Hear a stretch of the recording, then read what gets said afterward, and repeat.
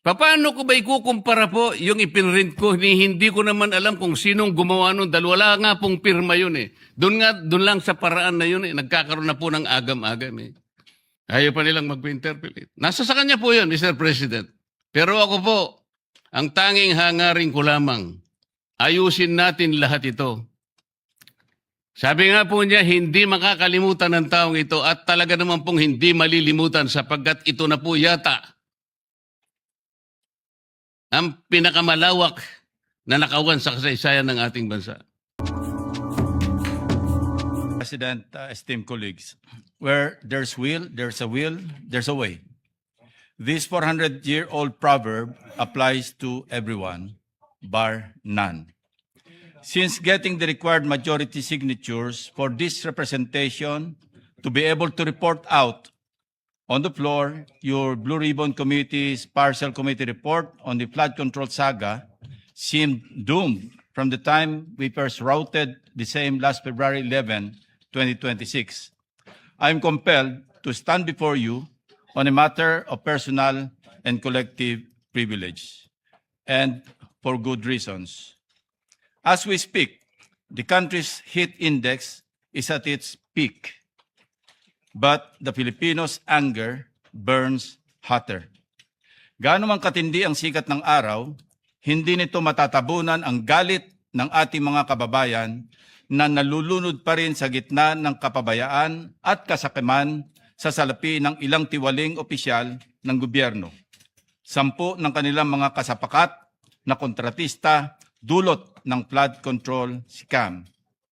Sa Barangay Mercado, sa bayan ng Hagonoy, Bulacan, ang baha ay bahagi na ng buhay.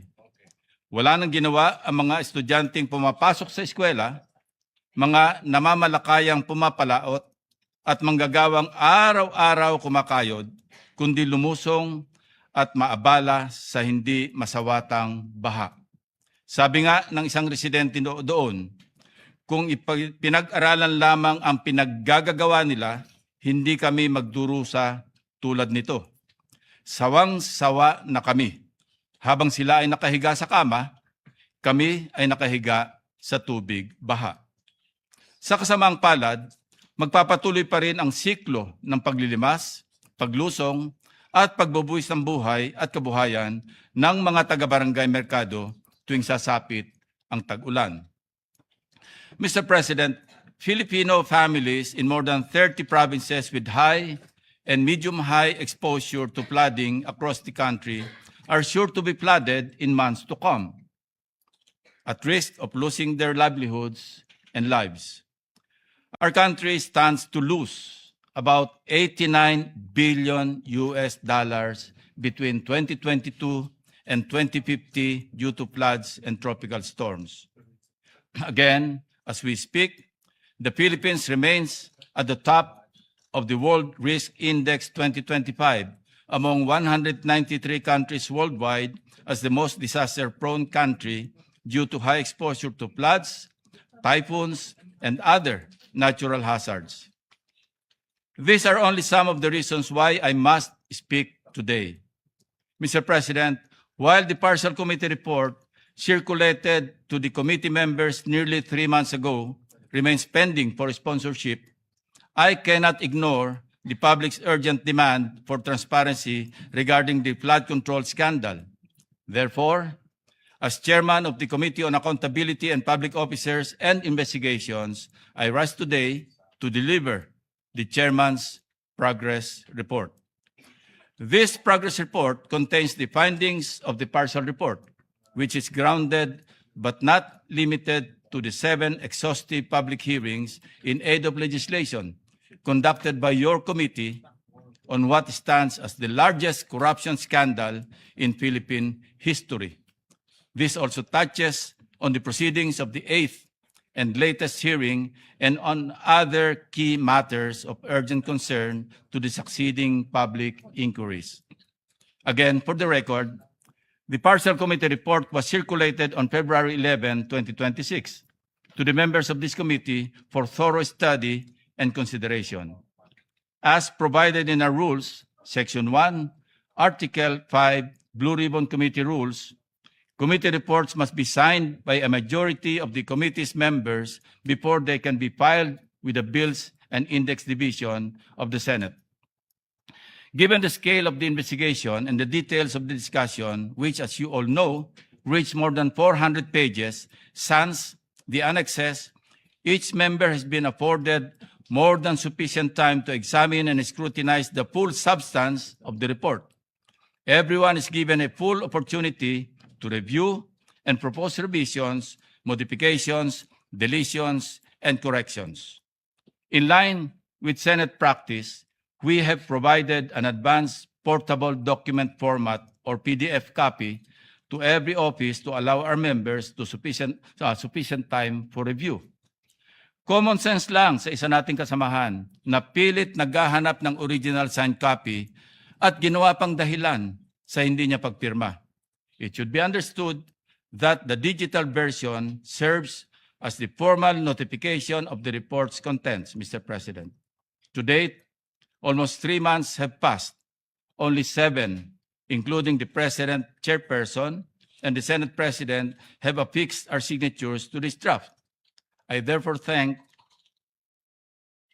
our colleagues, Senator Erwin Tulfo, our Vice Chairman, Senator Risa Ontiveros, Senator Bam Aquino, Senator Kiko Pangilinan, and the latest, Senator Rafi Tulfo, who have signed the partial report.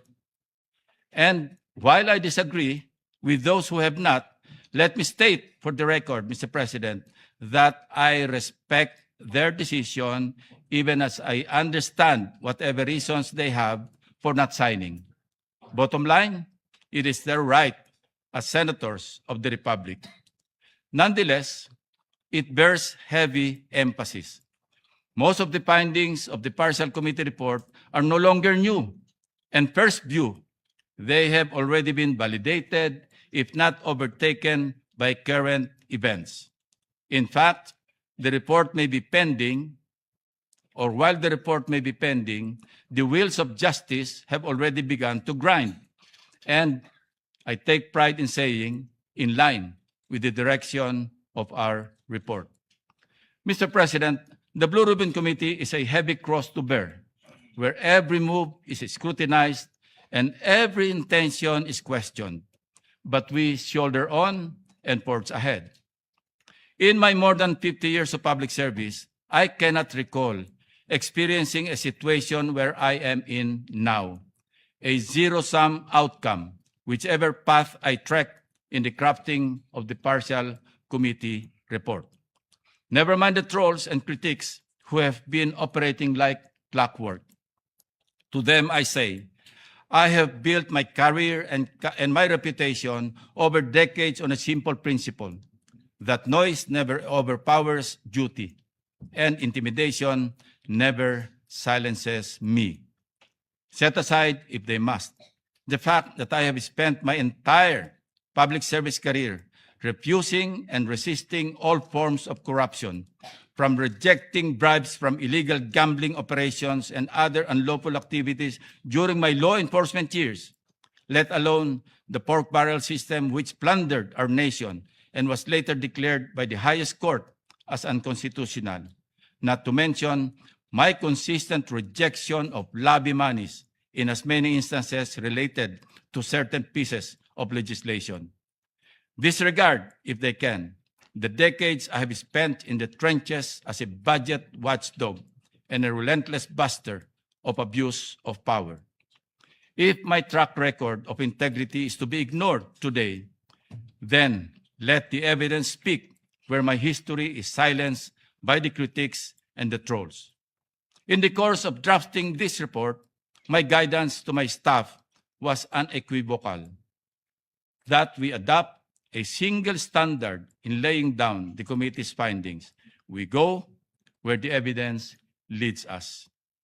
Before we dive into the findings, let us be very clear in plain, simple terms. We are not here to indict, much less convict, or hand down a final judgment. Hindi po ito isang hatol. Rather, we're establishing a standard of clear indicia, as lawyers call it, to assist in whatever way we can the proper authorities who shall independently evaluate these findings, determine probable cause, and take the necessary legal actions. Halimbawa, sa kaso ng ating kasamahan na Senator Jingo Estrada, ay mayroong bagong development na naganap sa pamamagitan ng LBRMO na nagpahayag na hindi si Senator Jinggoy ang proponent base sa record ng mga proyektong una nang naiugnay sa kanya. Nonetheless, Mr. President, let me be uncompromising. In this long course of inquiry, the Filipino taxpayers are the complainant. Our duty to them is to answer three fundamental questions. Number one, where did the money go? Two, how was this corruption executed? And three, how do we fix the system so it never happens again? Mr. President, this all seems like deja vu. We have seen this before. The history of corruption in the Philippines reflects a cyclical process. It does not disappear when exposed. It adapts and mutates to survive. The flood control crisis is the reincarnation of the 2013 Priority Development Assistance Fund, or PDAF scam, but in a bolder scheme. It serves as a scathing indictment of the failure of our institutions to deter corrupt machinations. The enterprise remains unchanged in essence, similarly orchestrated by a cabal of officials led by legislators and their co-conspirators within the government and in the private sector, only with a diversified format and modus of thievery, timing, and language.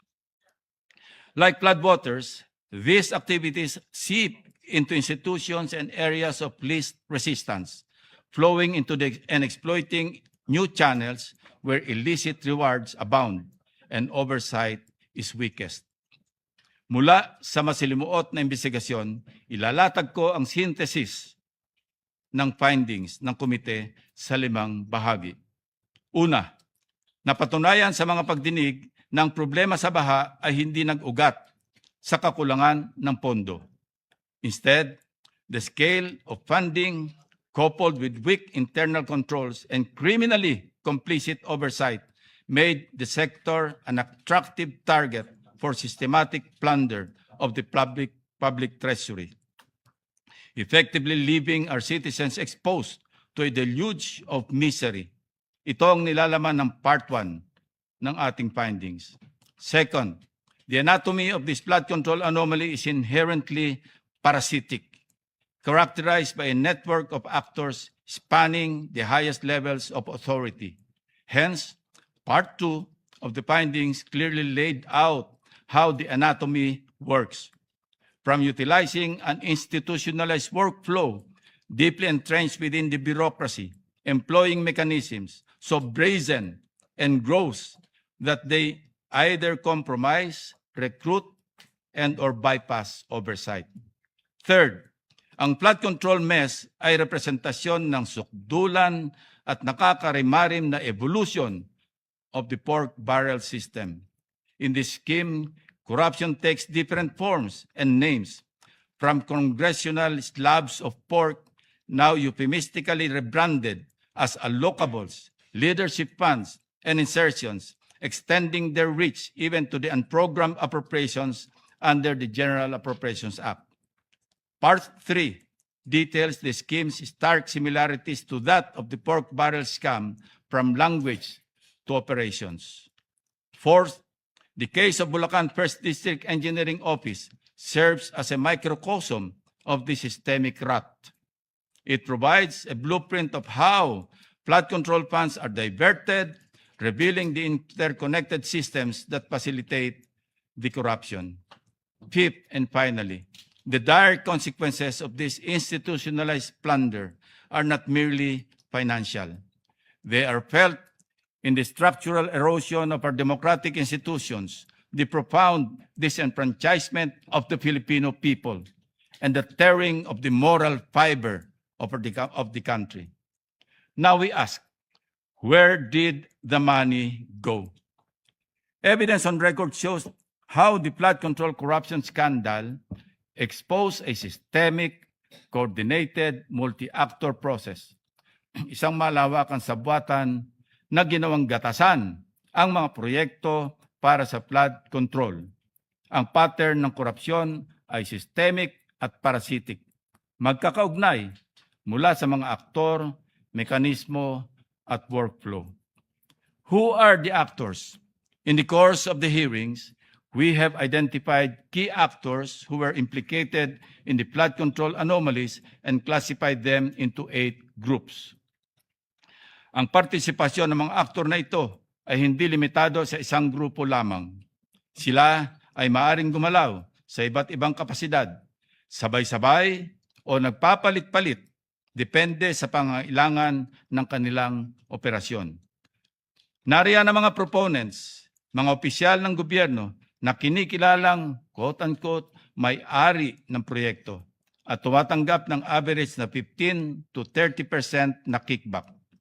Mga bagmen or intermediaries, sinasabing authorized representatives and emissaries of the proponents, DPWH facilitators and coordinators, mga senior level officials who coordinated with proponents, facilitated the respective project proposals, accepted their demand for commitments and other activities related to the flood control anomaly process. DPWH Group, syndicate groups implementing the project tulad ng Bulacan First District Engineering Office at Oriental Mindoro District Engineering Office. Tinuturing ding active actors ang mga contractors. Sila ang namumudmod ng commitments o suhol sa mga proponents at iba't ibang grupo na kasabwat sa anomalya. Madalas, sila ay nagbibigay din ng advances bago pa man ma-award ang project. Hindi nga ba namangha tayong lahat, Mr. President, nang matuklasan natin sa isang pagdinig ang pahayag ni Sally Santos ng Sims Construction na magkasunod siyang nag-withdraw noong Marso at Abril 2025 sa isang land bank branch sa Bulacan ng tig 457 million pesos na cash na kanyang binigay kay Bryce Hernandez at mga kasabwat nito sa First Bulacan District Engineering Office. Ang iba pang mga aktor ay kabilang sa executive branch, bankers at constitutional oversight group. These actors thrive in the vulnerability of our systems and institutions. Now, how was this corruption executed? Himay-himayin natin ang mga teknikal na paraan kung paano ninakaw ang pera ng bayan. These are specific mechanisms of corruption. Ang mga makinaryang ginamit para pabilisin ang pagnanakaw at pahinain ang ating sistema.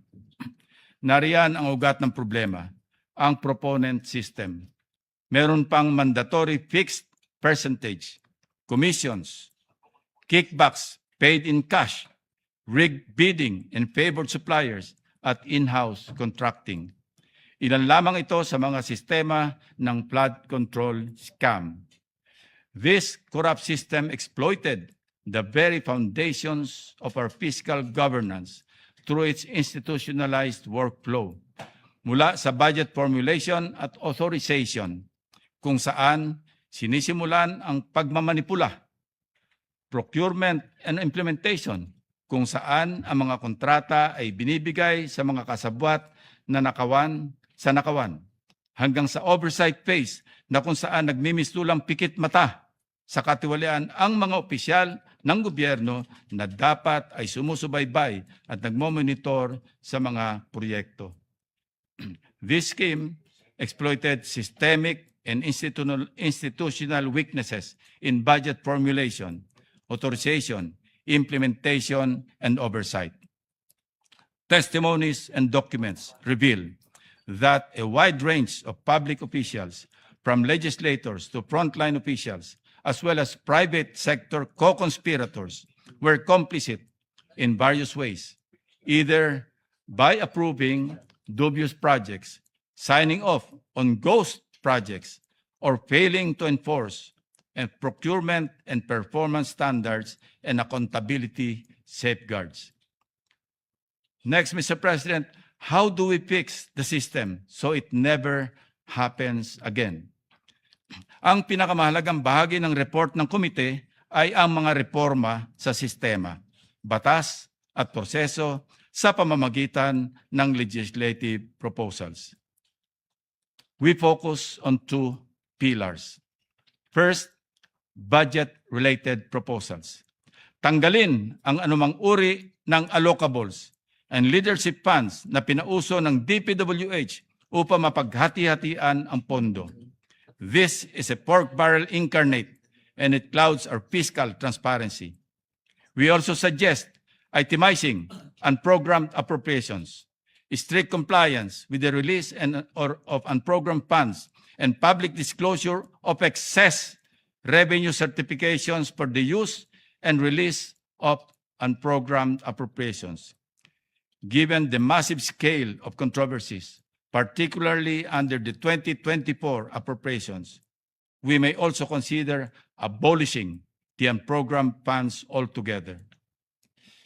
We are also calling for the vertical and horizontal convergence of infrastructure planning across government agencies, both at the national and local levels, and crucially, enhance public participation and legislative transparency.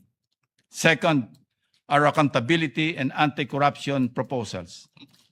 Primary to this is the amendment of Republic Act number 6770, or the Ombudsman Act of 1989, which includes A, creation of an anti-corruption law enforcement service in the Office of the Ombudsman and providing incentives and protection to whistleblowers. B, expanding the authority of the Ombudsman to deputize private lawyers as special investigators and prosecutors. And C, fiscal autonomy laws for the Office of the Ombudsman and the Commission on Audit. This is in line with the precedent of giving fiscal autonomy to the Supreme Court as provided under Republic Act 12233 or the Judiciary Fiscal Autonomy Act. We won't allow another fiscal intimidation faced by COA in 2020 when its appropriations were held hostage as for later release or FLR. For too long, our laws had more holes than a sieve. We are here to plug them. Ang ating sagot sa mga contractors. We will define beneficial ownership and conflict of interest so that no legislator can hide behind a corporate veil. We will also push for a law defining and penalizing the crime of infrastructure fraud and bid rigging in the award of public infrastructure contracts. We also propose authorizing the Ombudsman and the Secretary of Justice to issue whole departure orders for those involved in large-scale corruption. No more fleeing before justice is served. We likewise propose a strict prohibition and higher penalties against government employees gambling in casinos. Titiyakin natin na wala ng BGC boys na magwawaldas ng limpak na salapi para linisin o ilonder sa kasino. As a measure of accountability, we will pass a law for the digitalization of SALEN and PDS and a law for the comprehensive whistleblower protection measure to strengthen oversight of government projects. On accountability, we observe that state auditors are physically based in the agencies they audit and receive substantial perks from those agencies such as office space, supplies, personnel, and cash gifts, among others. These arrangements create familiarity, which limits our state auditors' ability to conduct a legitimate audit and in many cases creates conflicts of interest. Hence, we are proposing a law that will facilitate and support the withdrawal of COA auditors and the recall to the Central Home Office from their auditee agencies to ensure independent and accountable reporting. We also propose a law to provide for a citizen's remedy and means for redress and compensation. similar to a taxpayer or a class action suit for citizens, group of citizens, or a community who may have been prejudiced or injured by defective, substandard, or inadequate public infrastructure. Mr. President, these legislative reforms seek to dismantle the very anatomy of the flood control scam, paralyzing corrupt actors, overhauling broken mechanisms, and severing the workflows that feed the systemic greed. Ito po sana ang legislative output ng komite na sa ngayon ay hindi pa natin ma-file. This is why we await our colleagues' signatures, a necessary step to move these reforms forward. Mr. President, in the proposed partial committee report, we recommended that several lawmakers be subjected to preliminary investigation as the evidence points to that course of action. That said, we acknowledge that the passage of time since the preparation of the report has overtaken certain aspects of these recommendations. This does not weaken the report. On the contrary, subsequent developments have reinforced our core findings. As of January this year, 4 key individuals who appeared before the Blue Ribbon Committee hearings were admitted to the Witness Protection Program. These witnesses include former DPWH Undersecretary Roberto Bernardo, former District Engineer Henry Alcantara, former NCR Regional Director Gerard Opulencia, and contractor Sally Santos. The executive branch has ordered a comprehensive review of flood control programs nationwide, including the creation of interagency task forces, stricter validation protocols for infrastructure projects, and enhanced transparency measures in public works spending. The Office of the Ombudsman has filed multiple criminal cases before the Sandigan Bayan against former and incumbent public officials, contractors, and private individuals in connection with alleged anomalous flood control projects, particularly in Bulacan and Oriental Mindoro. The charges include violations of Anti-Graft and Corrupt Practices Act, as well as malversation of public funds through falsification of public documents under the revised penal code. Parallel investigations by the Department of Justice led to the creation of special panels of prosecutors tasked to handle at least 5 ghost flood control projects in Bulacan, with prosecutors recommending the filing of graft, malversation, perjury, and falsification charges after evaluating affidavits, audit findings, and sworn testimonies of engineers and whistleblowers. Several of these cases have already been submitted for resolution, while others remain under preliminary investigation. Proceedings are now underway before the Sandigan Bayan, which has begun issuing orders on preliminary matters. The NBI has conducted fact-finding operations and case build-up that led to the filing of complaints against respondents linked to the flood control scheme. The Anti-Money Laundering Council, Mr. President, complemented these efforts by initiating financial intelligence investigations.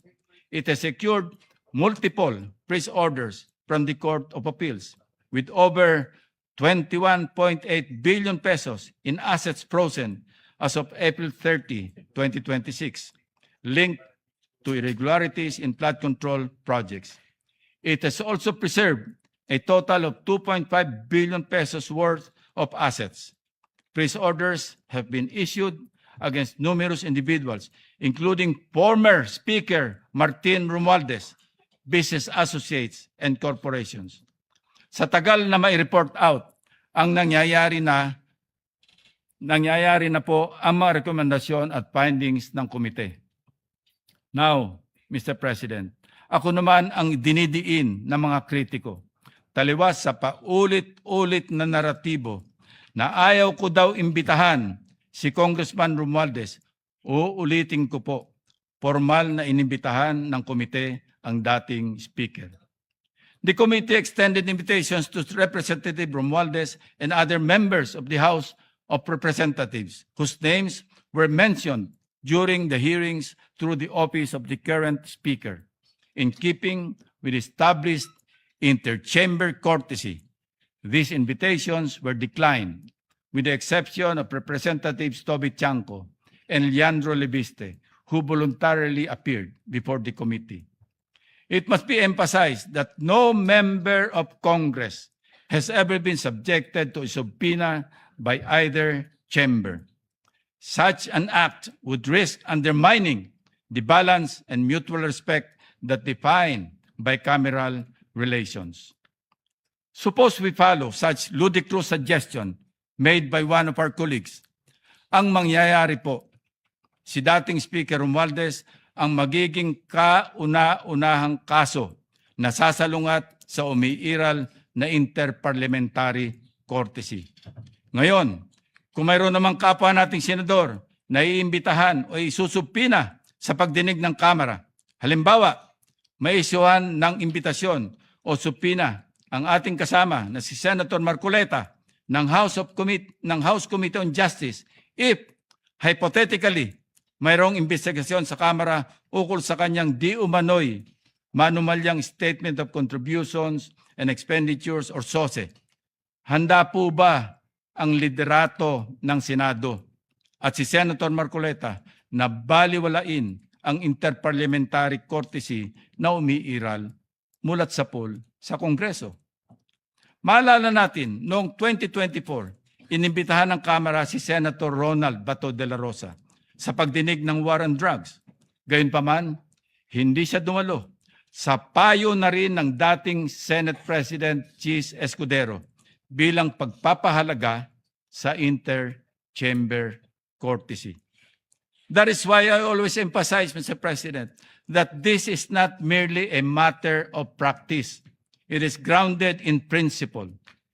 In his separate opinion, in Francisco versus House of Representatives, GR number 160261, November 10, 2003, Justice Dante Tinga explained, and I quote, "While interchamber courtesy is not a principle which has attained the level of a statutory command, it enjoys a high degree of obeisance among the members of the legislature, ensuring, as it does, the smooth flow of the legislative process," unquote. In light of this, the continued observance of interchamber courtesy is not optional, Mr. President. It is essential to preserving the independence, integrity, and proper functioning of each chamber. May mga individual rin na pilit na nagpapakalat ng maling impormasyon na di umano'y pinipigilan naming pagsalitain si former Congressman Saldico. Nais ko pong linawin, Mr. President, distinguished colleagues, na inimbitahan ng komite at inisyuhan pa nga ng show cause order at subpoena si Mr. Saldico. May nagmamagaling pa na dapat daw ay hayaan si Mr. Saldico na maglabas ng apostilled affidavit o lumahok sa pamamagitan ng Zoom meeting. Si Ginong Saldico ay hindi nagpapadala ng anumang request sa komite para humiling na accommodation para sa isang virtual meeting mula sa loob ng Philippine Embassy. Sa katunayan, ako pa nga ang unang nagmungkahi na maaaring pag-aralan ang posibilidad na magtungo siya sa embahada upang doon mag-testify sa pamamagitan ng Zoom habang under oath. Subalit, ang ating kasamahan mula sa minorya na si Senator Ronald Bato de la Rosa ang mismong nagpaalaala at nagbabala laban sa hakbang na ito. This caution makes sense, Mr. President. Kung siya ay nag-testify sa loob ng Philippine Embassy at mapatunayang nagsisinungaling at ma-cite in contempt of the Blue Ribbon Committee, kaya ba siyang ipakulong o i-detain ng embahada sa loob mismo ng kanilang gusali? Dahil dito, Mr. President, ang tanging paraan lamang upang tanggapin ng komite ang mga pahayag ni Saldico ay ang pagbabalik niya sa Pilipinas at personal na pagdalo sa pagdinig.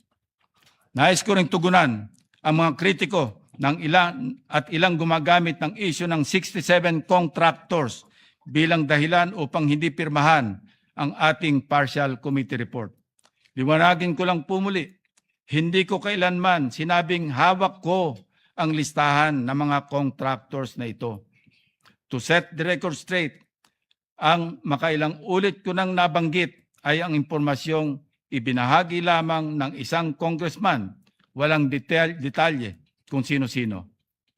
Kung mayroon mang may hawak ng impormasyon o kung kaya nilang tukuyin ang iba pang mga contractors na ito, katulad ng ginagawa ni Ombudsman Remulla, name them. If you have the evidence, present it. If you know the perpetrators, expose them. The committee will provide the platform for you.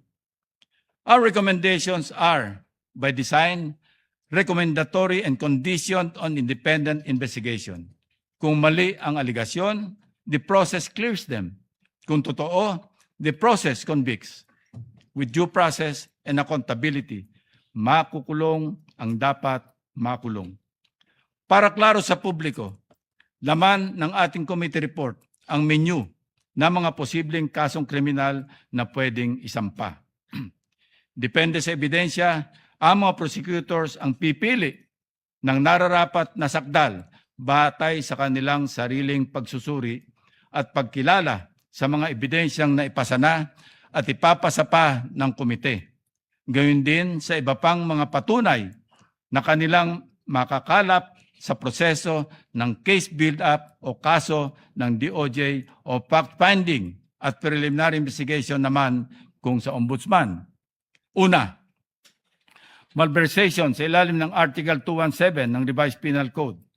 Ang accountable officer, ang pangunahing may sala o principal, ngunit ang mga kasabwat o co-conspirators, kabilang ang mga non-custodian public officers at pribadong individual, ay maaari ring managot para sa diversion of funds maging sa ghost at substandard flood control projects.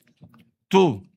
Direct bribery, bribe-giving or pagbibigay ng suhol at korupsyon sa ilalim ng Revised Penal Code Article 210.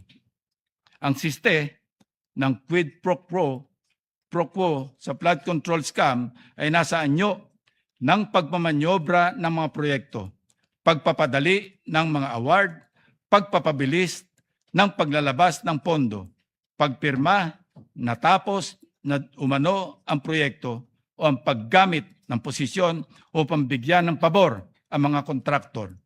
Maaari ring ituring na sabwatan o conspiracy sa direct bribery. 3. Sa ilalim ng Section 3A ng Anti-Graft and Corrupt Practices Act o RA 3019, maaaring makasuhan ang mga opisyal ng gobyerno na kasabwat sa flood control anomalies dahil sa panghihikayat, pag-uudyok o pag-impluensya sa isa pang opisyal ng pamahalaan na magsagawa ng gawaing labag sa tuntunin at regulasyon na may kaugnayan sa kanyang opisyal na tungkulin. Kabilang din ang pagpapahintulot sa sarili na mahikayat, maudyukan o maimpluwensyahan na gawin ang nasabing paglabag o pagkakasala. Sa ilalim ng Section 3B ng parehong batas, krimen ang paghingi o pagsusulisit ng kickbacks, porsyento, commissions, obligasyon at anumang forma ng benepisyo para sa sarili o para sa ibang tao na may kaugnayan sa anumang kontrata o transaksyon sa gobyerno. Sa pagdinig ng komite, malinaw itong nakita sa pamamagitan ng direktang ebidensya o sa mga circumstantial na katibayan, pati na rin sa nailantad na workflow at delivery ng mga kickbacks. 5. Section 3E ng RA 3019 ukol sa undue injury o unwarranted benefits. Nailatag din natin ang labis na pinsala sa pamahalaan dulot ng ghost at substandard projects, gayon din ang pagbibigay bentahe o pabor sa mga private parties tulad ng mga flood control contractors mula sa rigged biddings, favored suppliers at manipulasyon ng procurement services. Lahat ng mga nakibahagi na takers, negotiators, pati na ang mga tumatanggap ng royalties, padulas o sahod sa mga bidding ay kabilang dito. 6. Plunder sa ilalim ng Republic Act 7080. Gayong hindi tayo magbibigay hatol kung sapat na ba ang threshold para sa kaso. Tungkulin ng komite na ilantad ang paulit-ulit na sistema at ang malawakan saklaw ng katiwalayang ito na malinaw na hudyat ng pattern of predicate offenses sa ilalim ng RA 7080. Ang mga ebidensyang nakuha ay isusumite sa Anti-Money Laundering Council at verification upang mabusisi ng husto. 7. Money Laundering, RA 9160 at AMLAC Bank Inquiry, Freeze and Forfeiture. Batay sa nakalap na ebidensya, mariing nirekomenda ng komite ang referrals para sa AMLAC fact-finding, kabilang na ang Bank Deposit Freeze Order application sa Court of Appeals at ang pagsusuri sa mga bank account visa ng utos ng Court of Appeals. 8. Falsification, false identities, procurement documents falsification. Ang paggamit ng mga fake IDs at pineking dokumento ay tinuturing na mga evidentiary links at gagamitin ng ang mga ito para masuri ang pinagmulan ng proceeds ng krimen, gayon din ang paraan ng pagkuha nito at ang mga rutang ginamit sa money laundering. 9. Ang perjury, false sworn statements, certifications sa ilalim ng Revised Penal Code, Article 183, naman ay para sa pagpapatunay ng material, probable or provable falsehoods. 10. Bid rigging, collusion, RA 10667, procurement reform, RA 12009. Ang sabwatan sa bidding ay tinuturing na procurement fraud at pinsala sa malayang kompetisyon. Pinupinteriya ng Competition Act ang bid rigging dahil pinapalitan nito ang fair market competition at pinapaboran lamang sa mga kartel. 11. Ethics, conflict of interest sa ilalim ng RA 6713 at SALN at divestment. Ang conflict of interest ang nagsisilbing enabling layer ng katiwalian. Mahalagang masukol ang mga magkakasala sa ilalim ng batas na ito dahil ang isa sa mga dahilan ng pananatili at paglalim ng flood control scam. Mr. President, this report is a referral and reform package. Simple lang, imbestigahan ng legal, alamin kung ano nangyari, bawiin ang kaya pang bawiin at ayusin ang batas para hindi doble bayad ang Pilipino sa buwis at sa dilubyo ng baha. As we move forward, the committee will continue the work it has carefully begun in these hearings. In the resumption of our hearings, we will scrutinize matters that need further scrutiny. Una, mas malalim at mabusising investigasyon hinggil sa usapin ng allocables at leadership fund.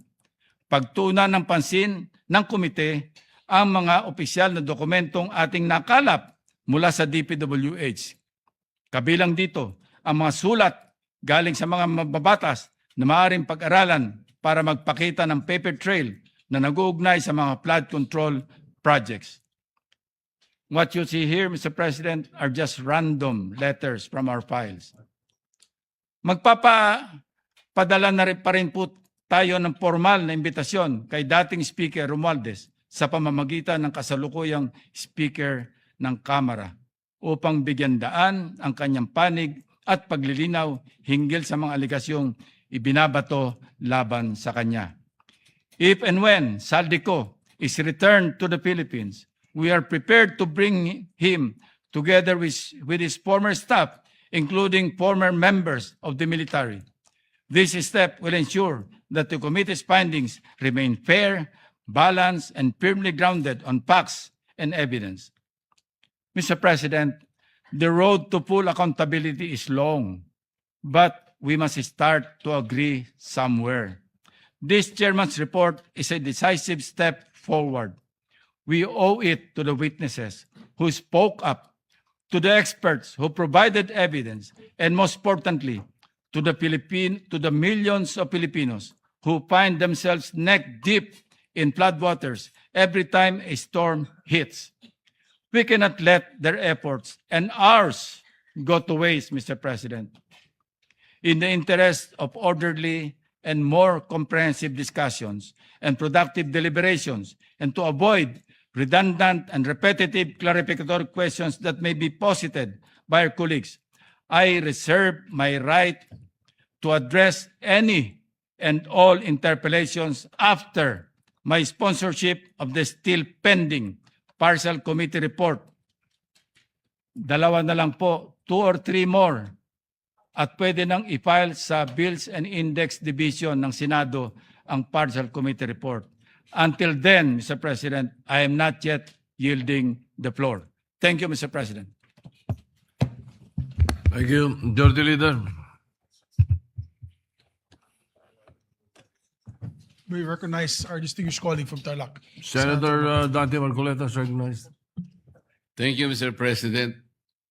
Mr. President, may I ask Senator Lacson if he wishes to yield some questions by way of interpellation? Senator Lacson. I'll say it again, Mr. President. Until the partial committee report is submitted or filed with the Bills and Index Division, and until after I have sponsored the partial committee report, I'm not yielding the floor. Mr. President, that is very highly unusual. Why would Senator Lacson make a precondition that the partial report should be signed by at least a majority of its members before he can yield May, to interpellation? yes. May I place on record that it is the prerogative of any member of the Senate to yield or not yield. As a matter of fact, in my many years here, Senator Miriam Defensor Santiago, and I'm sure Senator De Estrada is well aware of this, who was with me. Senator Miriam Defensor Santiago, every time she delivers a privileged speech, does not entertain any interpellation. Yes, And Mr. it is President, her- but it this is her is prerogative. this is different. And then, Because if as I said, it is the prerogative of Senator Santiago, and it is likewise the prerogative of Senator Lacson, because he wants that, as he mentioned, he wanted that his partial committee report be reported out and sponsored before he can answer any questions to that effect. Mr. President, if Senator Lacson would just say that he doesn't want to be interpellated, that will be okay with me. But he should not make a precondition that his unwillingness is conditioned upon whether or not the partial report should be signed by the majority. This is very unusual, Mr. President. Yes, we respect your opinion. And because he doesn't want to be interpellated, may I just be given the opportunity to make manifestation because my name was mentioned. Of By course, Senator Lacson. of course you may. Go Thank ahead. you, Mr. President. Mr. President, I cannot speak for our colleagues why they hesitate or even refuse to sign the partial report he allegedly disseminated to the members. But as for myself, Mr. President, I cannot sign a partial report. A partial report is basically unfinished. An unfinished report cannot be assumed to have contained the final and collective judgment of all the members. This is very basic, Mr. President. Secondly, I did not heed my reasons why I cannot sign the partial report. I delivered a privileged speech some time ago, Mr. President, outlining the reasons, therefore. Number one, I was expecting the chairman of the Blue Ribbon Committee to have conducted several hearings more. And in those hearings, he should have invited several persons whom I enumerated in my privilege speech. Namely, Yusek Adrian Bersamin, Yusek Jojo Cadiz, former Governor Luis Chavez Singson,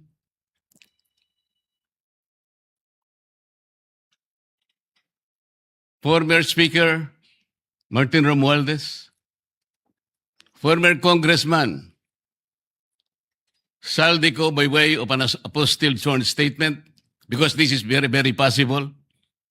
An apostilled sworn statement, Mr. President, as I have already advised the chairman of the Blue Ribbon Committee, is similar to a sworn statement notarized by the Philippine Consulate in any part of the world, because this apostilled manner or method of subscription was already adopted by the Supreme Court in one of its resolutions, Mr. President. I also advocated that the 18 ex-soldiers be immediately be invited because they have so much to say. Because I thought he said, and he emphasized at some point, that wherever the evidence is, the BRC will be led thereto, Mr. President. Ang sabi pa po niya, Mr. President, hindi option yung interparliamentary courtesy. At kung ako po ba'y tatawagin pala sa mababang kapulungan dahil meron pala silang itatanong tungkol sa di umano ay mga donasyon na aking tinanggap. Mr. President, I will willingly present myself with or without invitation. They just have to suggest to me that they wanted me there. I will go there, Mr. President. Interparliamentary courtesy is between the two chambers, Mr. President. Tayo-tayo po ang pinag-uusapan na maggalangan doon. Pero ang nangyari, Mr. President, ang ating boss, ang mga amo natin, ang taong bayan, ang hindi na po iginalang eh. Hindi lang pangbabastos sa mga taong bayan ang ginawa ng mga magnanakaw at kawatan nitong flood control projects. Igagalang pa ba natin, Mr. President, ang mga tinutungo ng ebidensya na sangkot ang mga taong gusto nating ipatawag in this chamber? Gagamitin pa po bang isang dahilan na kailangan nating maggalangan kung sila mismo ay hindi na iginalang ang taong bayan na ngayon ay halos nagdurusa na? Tama po, sinabi niya kanina, Mr. President, talagang mainit ang panahon. Ang heat index ay talagang sumadsad na talaga sa pinakamainit na bahagi. Ngunit ang lalong nagpapainit nito, Mr. President, ay yung kawalan ng political will na ipagpatuloy ang pagdinig. Kahit na lantaran na nandun na talaga ang mga ebidensya. Bakit po hindi tayo tumawag ng pagdinig, Mr. President? Inimbita si Governor Luis Chavez. Paano ko ba ikukumpara po yung ipinrint ko? Hindi ko naman alam kung sinong gumawa nun dahil wala nga pong pirma yun eh. Doon lang sa paraan na yun eh. Nagkakaroon na po ng agam-agam eh. Pagkatapos ayaw pa nilang mag-interpolate. Nasa sa kanya po yun, Mr. President. Pero ako po, ang tanging hangarin ko lamang, ayusin natin lahat ito. Sabi nga po niya, hindi makakalimutan ng taong ito at talaga naman pong hindi malilimutan sapagkat ito na po yata ang pinakamalawak na nakawan sa kasaysayan ng ating bansa. Salamat po, Mr. President.